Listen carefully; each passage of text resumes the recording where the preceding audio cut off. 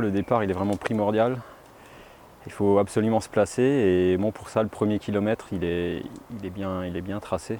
C'est assez large mais quand même un peu avec de la difficulté, avec une montée assez régulière.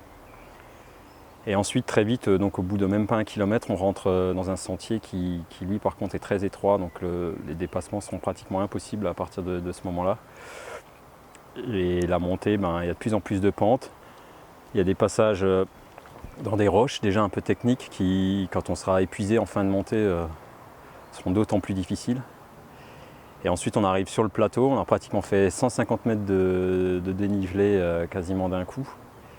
Et là on arrive sur le plateau et là ça va être une succession de petites montées, descentes courtes avec des passages techniques, des marches, des passages dans les cailloux, des relances incessantes. Donc il faudra être très très concentré. Et là la fluidité technique fera vraiment la différence. Ce sera les coureurs qui auront gardé le plus de fraîcheur et qui seront le plus à l'aise techniquement arriveront vraiment à faire la différence sur ces passages. Ensuite on attaque la dernière descente qui elle dure à peu près 1 minute et se finit sur 2-3 passages sur des dalles encore bien glissantes où il y a 4 ans on se rappelle que Absalon avait chuté, donc comme quoi jusqu'au dernier mètre la course n'est pas finie.